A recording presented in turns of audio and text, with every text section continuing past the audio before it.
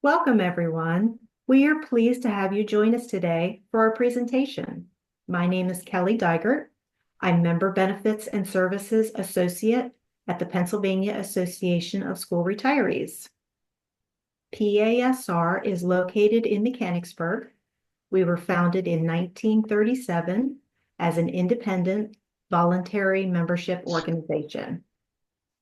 We are the only organization in the state that advocates solely for retired educators and school personnel. We offer many discounts and benefits for our members, including dental and vision plans, travel opportunities, a hearing aid discount, and many others. Our membership is open to anyone, including your friends, your family, and your neighbors. A link to this presentation will be sent to you via email, including our website to see all of our discounts and benefits, as well as information on joining the association. At this time, we are very pleased to introduce Tom Trispagonas, Vice President of Sales for Grove Financial and Associates. Good morning, Tom. Good morning, everyone. Thank you for having me. We'll go ahead and get started. Thank you for joining this presentation. You'll see my name there toward the bottom. It's a mouthful. So Anastasios Trispagonas is my name formally. I go by Tom for short. It makes life a lot easier. My affiliation with PASR, our organizations have been working in partnership for well over 25 years. So for my role in particular, I serve as Vice President of Sales and Business Development for Grove Financial and Associates, one of the largest insurance brokers in central Pennsylvania, based in Mechanicsburg. I'm also the managing partner for Grove Wealth Management, the sister company of Grove Financial, handling investments, retirement planning, and financial planning on an individual basis. We also provide group retirement plans for many local businesses in the area.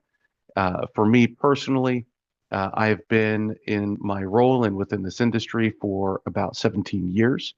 I have licenses in property and casualty, fixed life and annuity insurance, variable life and annuity insurance, health insurance.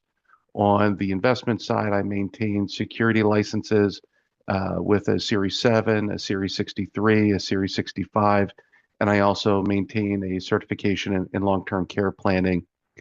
Suffice it to say, none of it is sexy. I stare at numbers, is really what it boils down to. But it is an important area and something that we as an organization take seriously. And it's been a wonderful partnership to be a resource to provide varying benefits and services to PASR members. So know that you have myself and both Grove Financial and Grove Wealth Management as resources for any questions, anything that you might need in those spaces. So we'll go through the game plan for today is going to be a review or understanding the mechanics of life insurance and long-term care insurance. So there will be an opportunity toward the end to open it up for questions. So I would kindly ask that as we go through, if there's anything that you're not sure of, or if you have questions about, please just jot those down perhaps, and then we can talk about it toward the end. My game plan is to give you this review for roughly the next 20 to 30 minutes, and then we can open it up for roughly another half hour or so to help answer questions. So that way we can get through everything that we're targeting. And then certainly if there's anything that may be more private or something that you want to discuss more one-on-one, I'll also include my personal contact information at the end of this so that you can connect with me directly. So with that being said, we'll jump in.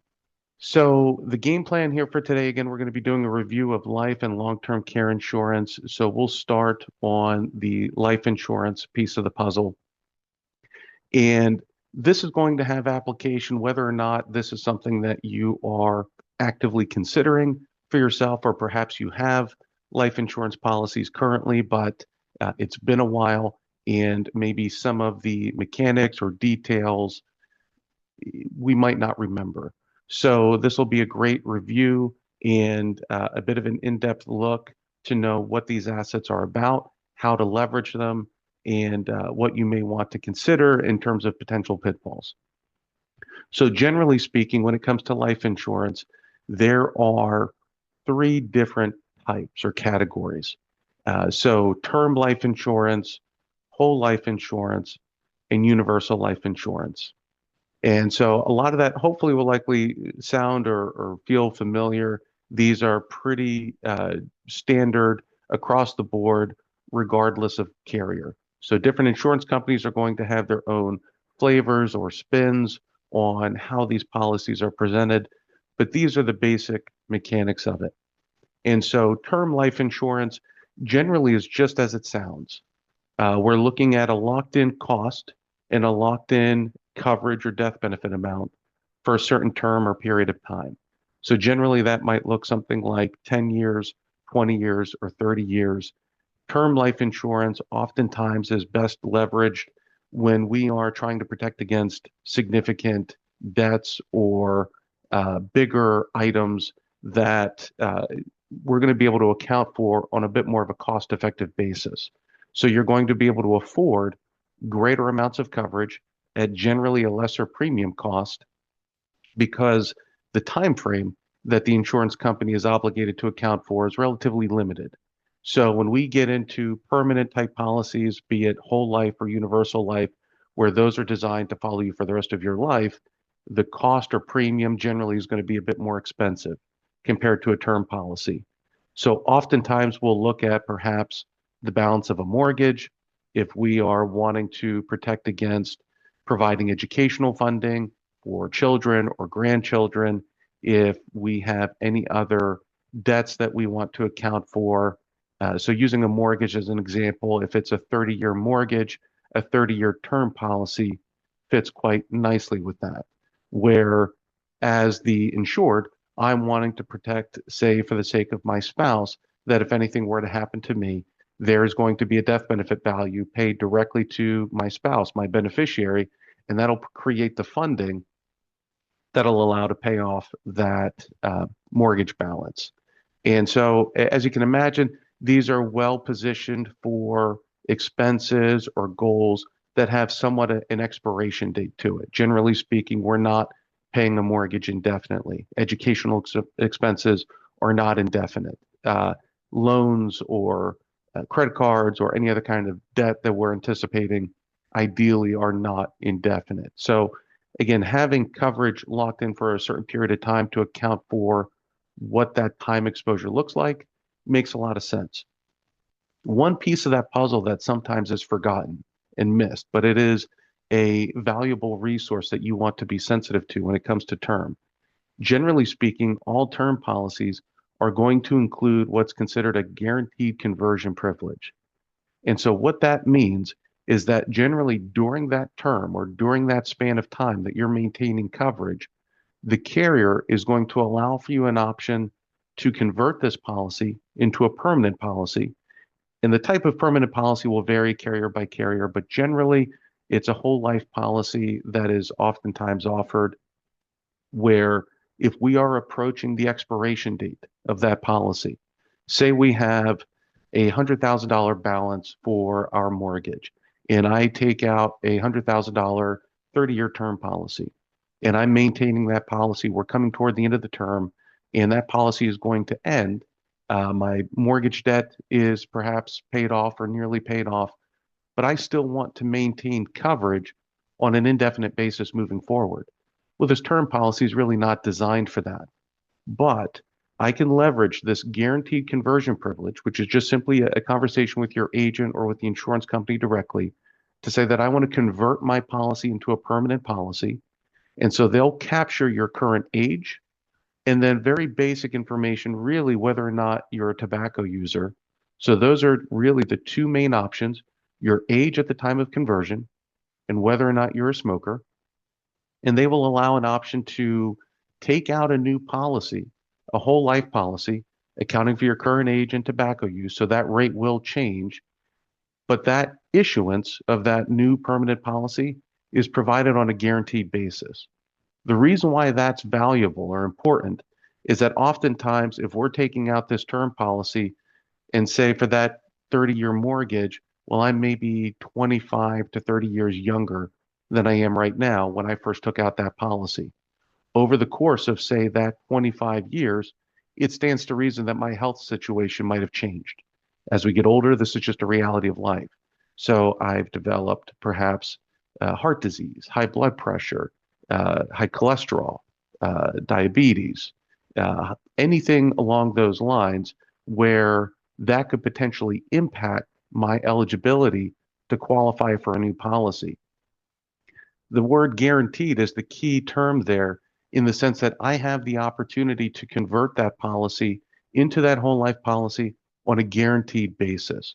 There's a brief underwriting review, ultimately to see if there is any kind of terminal illness that's at play at the time of conversion, and also to make sure that everything else is relatively accurate with what was initially presented on your application in the sense that there wasn't anything concealed.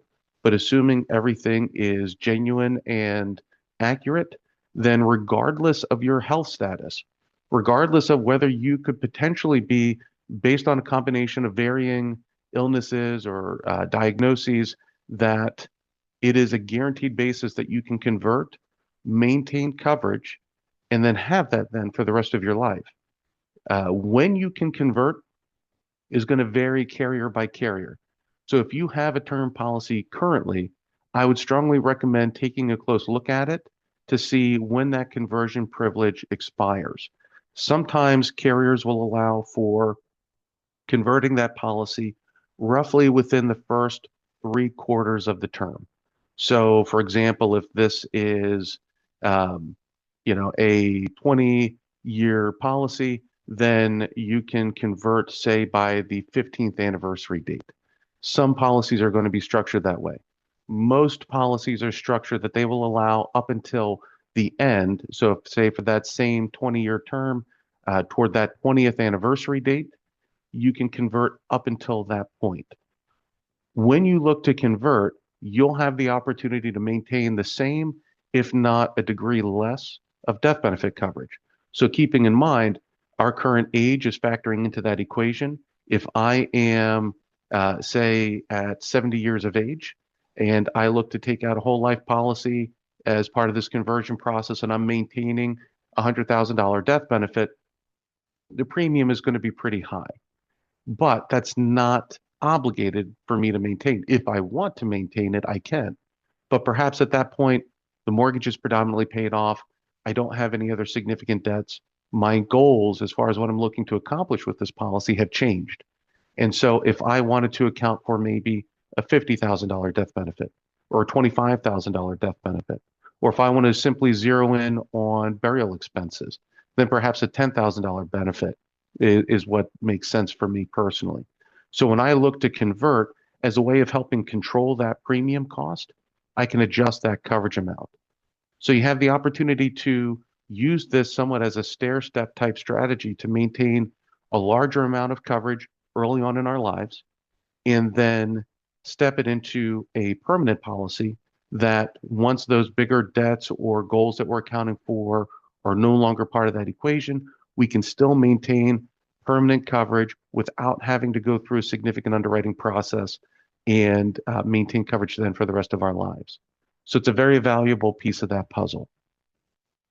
The other two flavors of insurance are whole life and universal life. So just like I was describing, these are fixed, locked in, specifically on the whole life side. So your cost, premium wise, and that death benefit are never going to change. And then there's also going to be a bit of an investment quality to it in the sense that there is going to be an equity or cash value that'll accrue and build on a tax deferred basis year after year as you're paying into the policy. That's ultimately the lifeblood of helping keep that policy active indefinitely. So generally for a whole life policy, there's going to be an internal fixed growth rate or interest rate of return, generally in the range of 2 to 3%. So relatively modest, not really utilized for the sake of an investment feature, but it's there. And the reason why that becomes valuable is we have this guaranteed coverage following us for the rest of our life, but let's say there is some other financial adversity that we're dealing with, and paying the premium for that becomes a bit challenging. As that equity or cash value grows, and as that interest or dividend is credited to that cash value by the carrier, you have the opportunity to use that to help pay the premium for the policy. So if you have that premium owed, a simple call to the carrier to say that I want to use some of the dividend or interest that's accrued within the policy to help cover my premium cost is available as an option. If you forget to pay a bill, oftentimes carriers will build in what they call an automatic loan provision, an ALP, in the sense that the policy will automatically draw from its own equity or cash value to help cover that premium in order to help maintain that coverage and protect it from canceling. So whole life policies are predominantly considered, say, the Cadillac or the most traditional form of life insurance that most folks are going to be familiar with. Ideally, as we are locking in a policy earlier in life, then we have the opportunity to lock in a lower rate that's never going to change. Obviously, the inverse holds true as well, where the longer we wait and accounting for that older age and perhaps other changes in our health situation, potentially the more expensive. A universal life policy is structured in similar fashion in the sense that it is intended to provide coverage indefinitely for the rest of your life, but the equity or cash value is going to be determined in a variety of different ways. So generally, it's not on that fixed basis. That internal growth that we were describing for a whole life policy is not going to apply.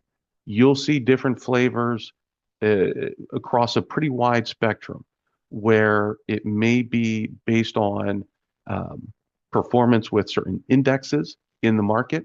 So it's not necessarily directly invested in the market, but perhaps we're tracking certain indices, say the NASDAQ, the Dow, the S&P 500. These are known as indexed universal life policies.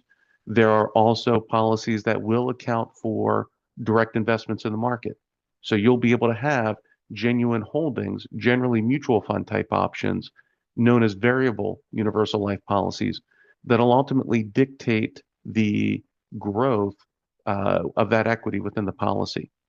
So it's a way to potentially outperform what a whole life policy might be able to do. Sometimes these are utilized specifically for the investment quality of it, but something to be sensitive to is the fact that the opposite can occur as well. So even though we're trying to perhaps outperform that whole life policy, depending on the performance of an index or depending on the performance of those holdings within the market, if they underperform and that equity then dips below what was originally projected, then there is the potential risk for the policy to lapse or effectively eat away at itself to the point of no longer being active. If you have a universal life policy or if you're considering a universal life policy, know that traditionally that's a bit of a pitfall with those sorts of policies.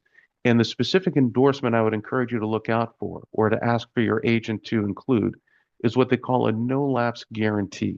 So it's an endorsement that can be added to a universal life policy that takes into account the potential for that cash value to underperform and then allows for maintaining coverage based on whatever your scheduled premium is, somewhat on a guaranteed permanent basis, like a whole life policy, and it'll allow for that guarantee to a certain age. So generally, it'll allow guaranteeing that, say, to age 70, to age 90, to age 100. So it takes some of the risk out of those underlying holdings underperforming. So I'd strongly encourage you to write that term down. A no lapse guarantee or an extended no lapse guarantee generally is widely available as an endorsement for universal type policies and can be a lifesaver. That feature came out roughly within the last 20 to 30 years, but universal life policies have been in vogue well prior to that point. And that is where there were challenges generally with underlying holdings, especially on a variable basis, underperforming, and then policies being at risk of lapsing as a result. So we'll put a button in that as far as the life insurance piece of it. Again, we can talk about that more in the question and answer section, but we'll jump into long-term care insurance. So life insurance, again, pretty straightforward. This is coverage that is accounting for when we pass and having a death benefit paid to a beneficiary. Long-term care is something that has been a growing industry dating back to the 80s. And it's been in correlation with advancements in healthcare, where when these policies first became popular, which was generally in the 80s, whenever we thought of the terminology of long-term care, traditionally we would think of a nursing home. And so that's how these policies were structured. So when we talk about the two different types of policies being on a reimbursement only or an indemnity style type basis, those are traditionally the two main genres of long-term care policies. When these policies first came out, they were designed on a reimbursement basis. And so looking at that, they're structured in a way that's very similar to, say, health insurance or auto insurance. In other words, it's reactive in nature. So if we have our car insurance, we're somewhat paying a premium on an indefinite basis in anticipation of something going wrong, having an accident. Health insurance, same thing. We're somewhat paying that premium cost on an indefinite basis in anticipation of potentially something going wrong. And so whatever that expense is, we're going to look to generally pay that out of pocket and look to have it reimbursed. Or depending on how it's structured, it can be just like a health insurance policy where bills can be submitted to the carrier directly and then they can issue payment on your behalf. I've seen that play out in a number of different ways. But the the qualifying expenses are going to vary carrier by carrier. And it's part of how this coverage evolved over the years, where again, in the 80s, when it was designed specifically for nursing homes, so those sorts of long-term care policies, when you read through the fine print, those benefits, what they're looking for you to submit a receipt or an invoice for, had to be specifically rated to or relating to a nursing home type cost. As care evolved in the United States, where it wasn't so much reliant on nursing home type services, but perhaps personal care or assisted living type services. And that's where the advent of personal care type facilities or assisted living type facilities started to come about. Yet these long term care policies weren't able to account for that. And so carriers would adapt and evolve these policies to add additional language because, again, on a reimbursement type basis, it's going to be dependent upon the language within the policy and whether or not the expense you're accruing is qualified or accounted for. If there's not language within the policy to account for it, then there's the potential for it to not be covered.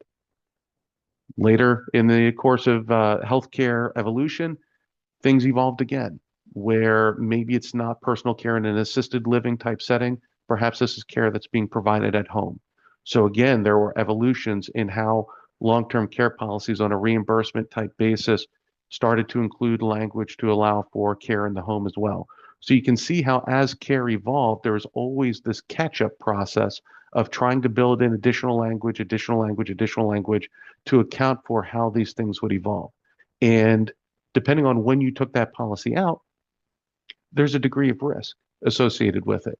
Not only that, but through the development and growth and generally success of how healthcare has evolved, life expectancy has increased and the need for long-term care on longer type periods of time increased. As you can imagine, when we're needing early on, say, just nursing home care, the average stay within a nursing home type setting is much smaller than, say, the stay involved with a personal care, assisted living type facility, or receiving care at home.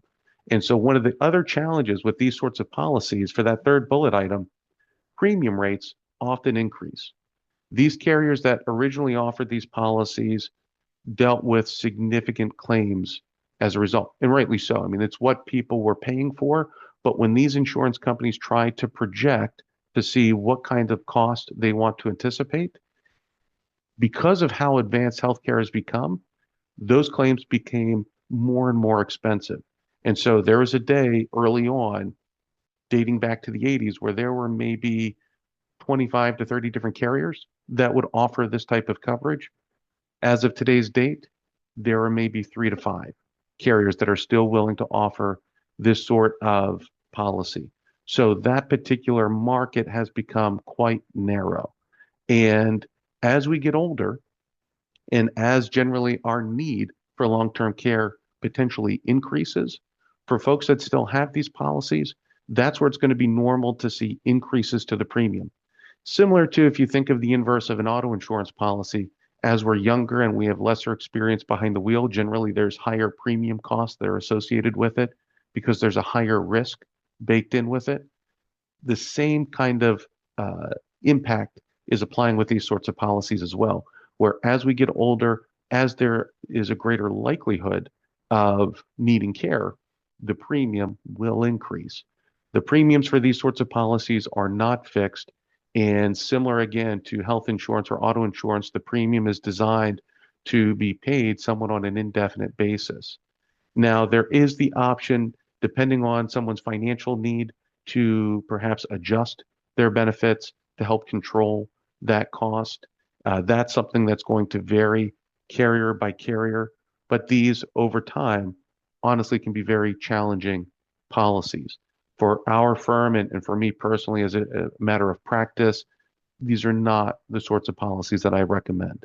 But for sake of today's presentation, knowing that they are available, that they're still in the market, and perhaps some of you may have those, I would encourage you to take a close look at them to understand the coverage that's included, to make sure that it's satisfying what you need.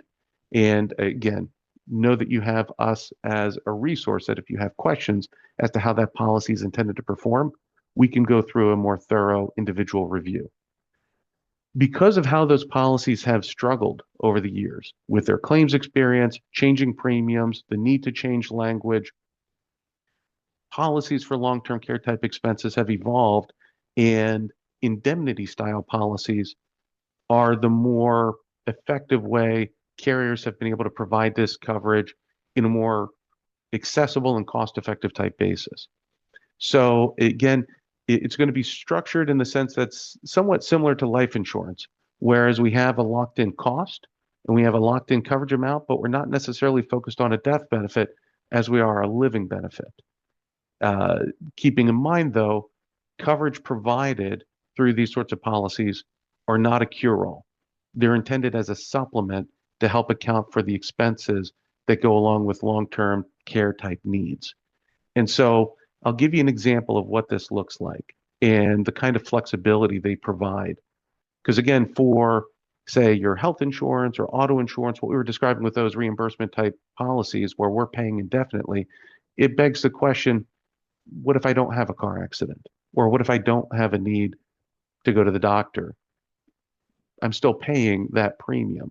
And so there's the question of whether or not we're going to get any value for the benefit of what we're paying into. The indemnity policy is structured, if you think of it like the framework of a car. So when we talk about the chassis, like the frame and the wheels, the main mechanics of it, indemnity type policies are on a life insurance type of chassis in the sense that there is a cash value or equity component to it. There's a death benefit component to it, in addition to that living benefit component to it, specifically to provide coverage for long-term care type needs. So they'll define a singular premium cost. Now, generally, these are going to be higher, but it's not predicated on having to pay that premium in full all at once, and we'll talk about that. But the idea there is that you're going to have a premium, you're going to have a death benefit, and you're going to have a living benefit, and you're going to have this cash value or equity. Here's what that looks like. And I'll use round figures. And again, the exact values are going to vary depending on someone's gender, depending on someone's health history and age, tobacco usage. One of the underwriting factors that comes into the equation is whether or not someone is married, because having a spouse, generally speaking, allows for longer longevity and support at home that perhaps isn't going to be so dependent on needing personal care. But the way these are structured, and here's what an example would look like. Say we were to define a $50,000 premium. So that 50,000 is a singular premium. How we account for that 50,000 premium is going to vary carrier by carrier. If we wanted to pay that in full, if we wanted to have that broken down, say over a 5-year span, over a 10-year span. So let's say we're paying $5,000 into the policy once a year over 10 years to fund that 50,000 in full. You have this singular premium that's owed. Once that premium is paid, the policy is paid up and not another penny is owed. So it's effectively a deposit of 50,000 to be funded in a variety of different ways. You're going to have this cash value or equity included within the policy. Generally speaking, there's an endorsement provision that we recommend called a guaranteed return of premium, where that $50,000 deposit is available for you to withdraw back with interest at any point prior to using either the death or the living benefits that are associated with the policy. So in other words, in the instance of perhaps not needing the policy or there's some other financial need that comes about that you didn't anticipate. So let's say I'm paying for that 50,000 in full. I pay that singular premium as a deposit. It's growing at, say, a modest 2% interest, but I have that return of premium provision built into the policy, and circumstances change, and I need to withdraw that. I can take that $50,000 back plus interest, no questions asked. So there's that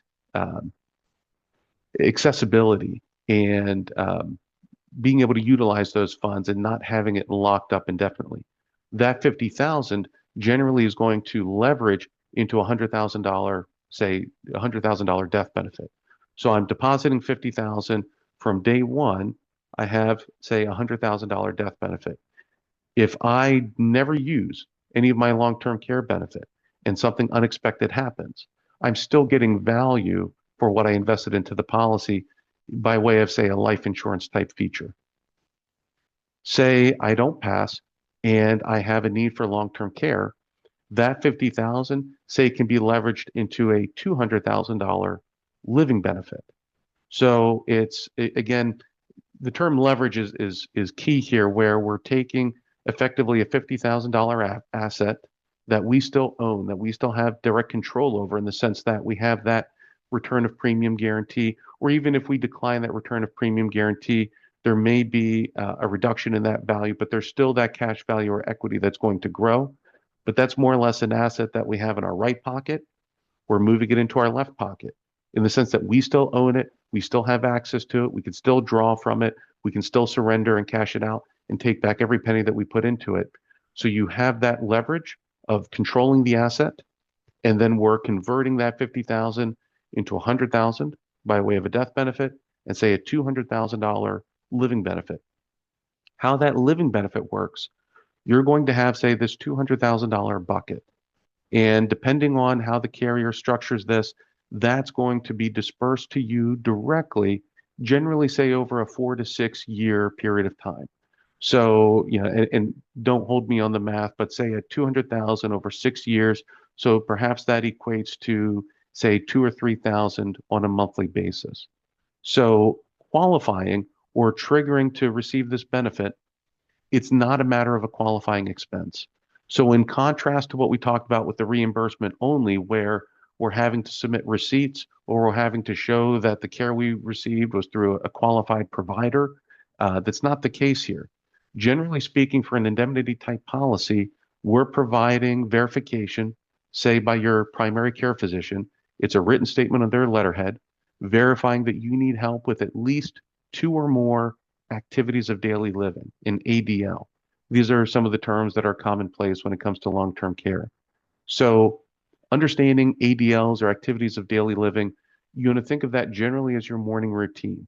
So as we're physically getting up and getting out of bed, so that physical positioning of getting out of a lying down position, getting showered, getting dressed, managing medication, fixing breakfast, any aspect of that where we need, say, either a standby assist of somebody just being physically present with you to help for a balancing need, or if there's physical involvement with helping you facilitate these daily activities, these are items that you may need help with at certain points. If your doctor is able to provide a written statement verifying that, say, at least 2 of those activities of daily living, getting in and out of bed or getting in and out of a chair, getting dressed, getting showered. They're able to verify that you need physical assistance or standby assistance for these needs. Then we're able to submit that, trigger it for the claim, and say that $2,500 monthly benefit, that's paid to you directly. So the value there is that there are no strings attached. You want to be mindful of the fact that it's a defined benefit. So this is where, when we're describing the fact that this is not a cure-all, it's going to be at your discretion as to how you want to account for those needs. So if you are arranging for somebody to come in to your home to provide personal care, and let's say that expense is $1,000 a month, but your benefit is $2,500, you're still going to receive that full $2,500 benefit. You can effectively bank that $1,500 surplus, use the other 1,000 to cover whatever cost you need, and then as your needs potentially change, then whatever that bank is that you've built up, you can continue to draw from that. In other words, you're still going to be financially responsible for any expenses that you incur. The inverse holds true. Say that our needs are such where we need to be at a personal care type setting, an assisted living community. So let's say that monthly expense is $4,000 a month. That defined benefit of $2,500 a month remains unchanged. And so if our out-of-pocket expense is 4,000, then we're going to need to be responsible for that $1,500 difference. So that's what I mean by being mindful of the fact that this is not a cure-all. It's really more intended as a supplement to help account for these long-term care expenses. And so that is generally, the main difference and a feather in the cap to these reimbursement type policies where, depending on the need, if it's a qualifying expense and you're covering that out of pocket and submitting it for reimbursement, they're generally going to be looking to reimburse you in full up to whatever that limit is that they have identified within the policy. Whereas for this indemnity style, it is meant as a resource, it's meant as a leverage, and it's meant to help afford and account for potential long-term care needs while allowing for greater flexibility. Let's say it's an instance where you need care, you are submitting that documentation, the insurance company verifies, yep, you need support for 2 activities of daily living, but you have a spouse or you have a family member. And so there's no direct cost involved for you to have to pay for anything. You're not obligated to spend the money. There's a need there, and so that triggers for benefit. And let's say you wanted to use those funds to install a ramp or to install a handicap wheelchair accessible shower stall in your home, because that's something that you need to account for whatever it is that you feel you need. Or maybe perhaps again, you just simply want to bank it so that you have the resources available for when you do incur an expense. There's nothing wrong with that. The way these funds are dispersed, it's directly to you, generally speaking, on a direct deposit basis. You're not under any obligation to provide receipts, invoices, anything by way of verifying or qualifying how the money is being spent. It's completely at your discretion. So that's the value or benefit from a flexibility standpoint, again, provided that it is legitimately needed through that verification from your physician. So again, the cost, the premium will vary. Say for that 50,000, just using that as an example. And if you have questions on what a quote looks like for you specifically, reach out to us. There are different carriers that offer this. The 2 main carriers that we generally recommend, it's called Bright House, which is a subsidiary of MetLife Insurance, and Nationwide Insurance. Those are the 2 carriers that are generally the leaders, at least in our experience. We operate as an independent brokerage. So there is a methodology of comparing the quality of coverage, the language within the policy, the values in terms of how much benefit is provided based on what's being deposited. I would generally recommend those 2 carriers as being the strongest contenders competitively in the market currently. But if you have questions on what that looks like for you personally, I would encourage you to just simply contact us. And so that's pretty much it. So I'll share these brief slides here. Again, just highlighting the fact that for the firms that I represent, Grow Financial, know that there are a number of other benefits that we offer by way of discounts for auto insurance, homeowners insurance, condo or renters insurance. When it comes to offering life insurance and long-term care type planning, note that there is no expense for us to be available as a resource to offer consultations, to develop quotes, to review existing policies, to understand exactly what kinds of things you want to plan for as part of that planning process. You have that available as a free benefit. Same thing when it comes to retirement planning, specifically on an investment basis. If we have IRAs, if we have other retirement savings or investment accounts that you would like to have reviewed and have an unbiased, objective analysis, know that we maintain a fiduciary responsibility that any advice that we give is through the lens of looking at it as far as what is in your best interest. There is no incentive on our end. There is no compensation on our end in order to offer that. So know that these are all resources available to you by virtue of your membership with PASR. And that's it. So I went a little over time, so roughly about 40 minutes. Forgive me. It's a story of my life. My wife likes to remind me of that as well, that I tend to uh, talk a bit much. But if you want to jot any of that down, or I know that the team at PASR has my contact information readily handy, that if you'd like to reach out to me directly for any specific questions, I'd be more than happy to be a resource. But at this time, given that we have, roughly about 20 more minutes left, if anybody has any questions that they'd like to discuss openly, I'm happy to answer. Thank you, Tom. That was a lot of great information. And as we digest and answer and gather our thoughts to think of our questions, we do have a couple questions in the chat that I'm going to read. From Eloise: is there a long-term care insurance which allows a beneficiary of all those long-term care insurance premiums paid into the policy? Or is there something else out there so I don't lose all the money? Genworth premiums have skyrocketed. They didn't plan for COVID, and how many claims would be made for long-term care? She has It's a fan. she Go has ahead. a policy through Genworth through AARP, and there's no It's beneficiary. So if she dies having not used the policy, then she loses that money.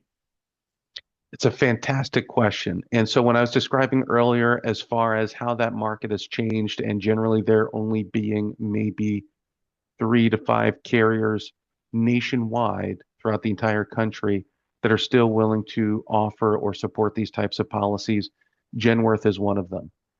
So specifically for that Genworth policy, your options are going to be limited.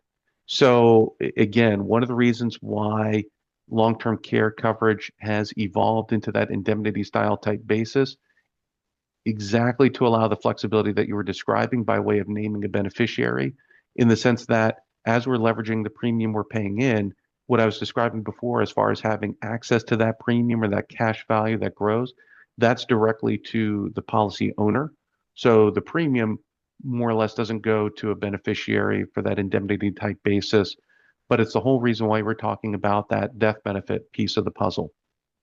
So exactly for what you were describing, where as you're paying into the policy, if something premature were to happen by way of a death, then you have that defined death benefit being paid to your beneficiaries. One of the items I didn't mention, but know that part of the construct for these indemnity policies, let's say we get to a point where we are drawing that living benefit.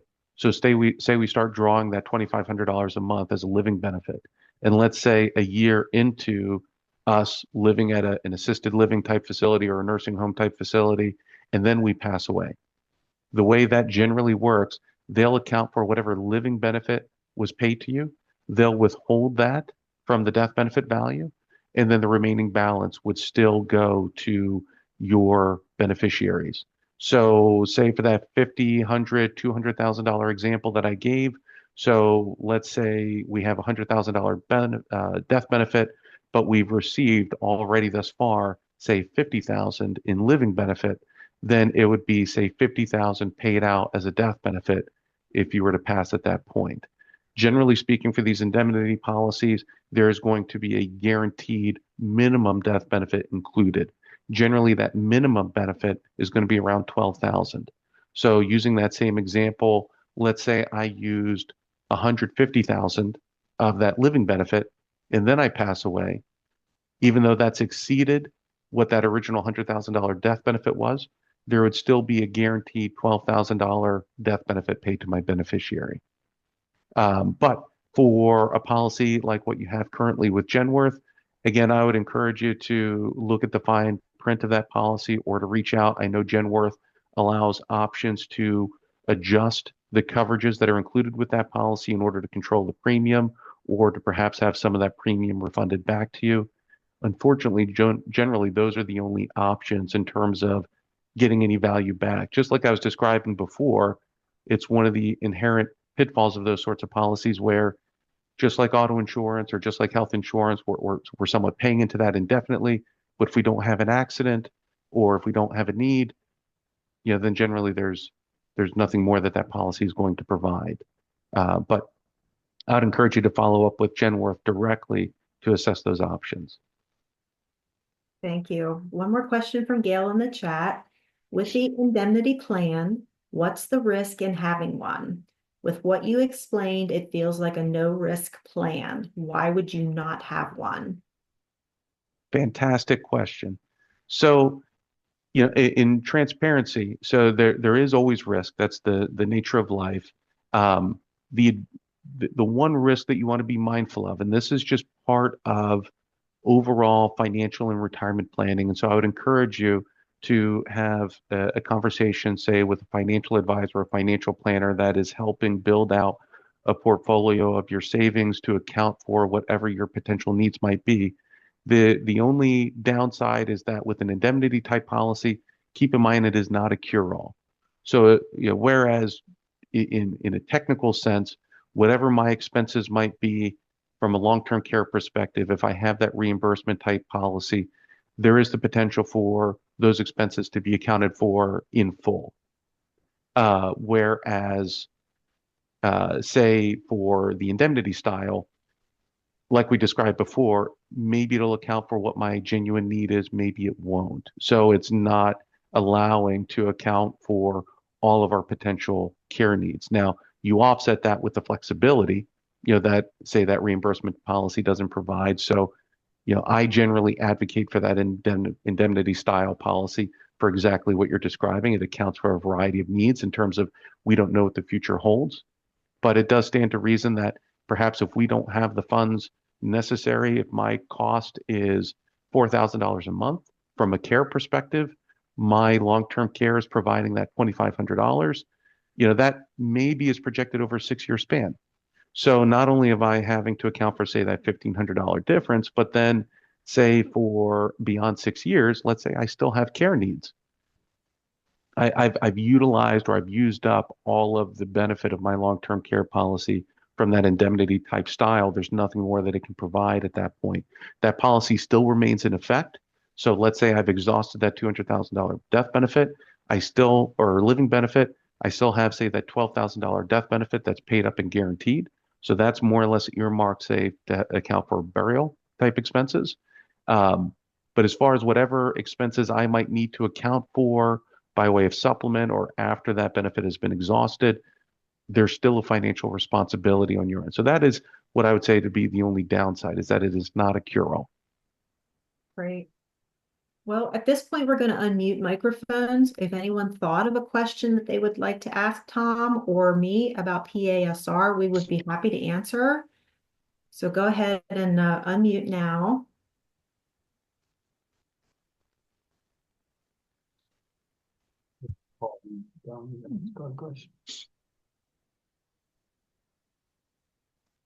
That's where this is located.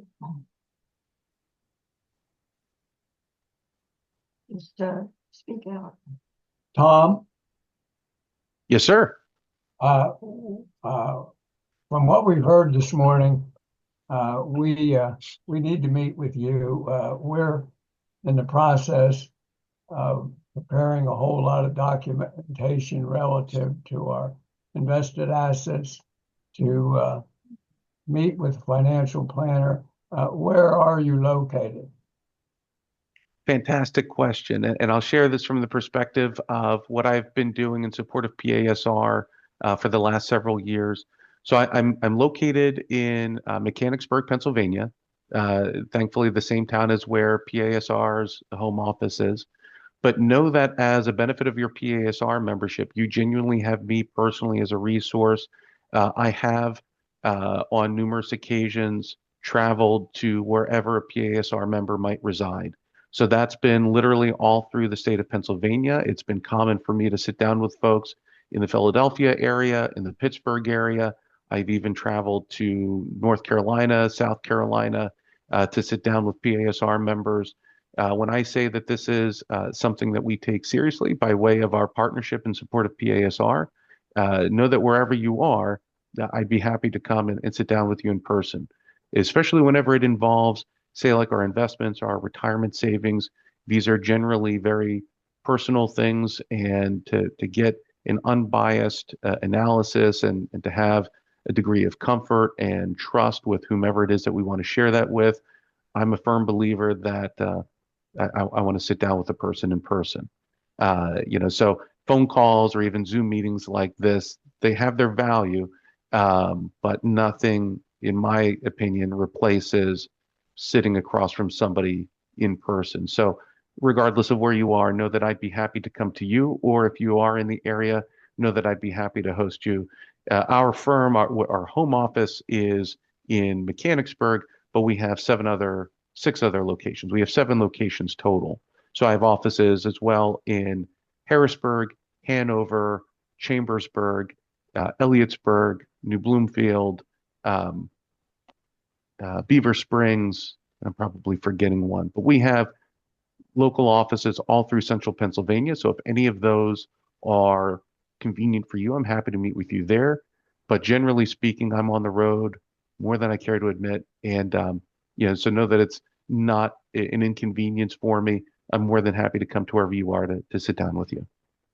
Well, from what we've heard this morning, we are definitely going to be giving you a call to set up an appointment at some location because you have suddenly moved to the top of our potential list.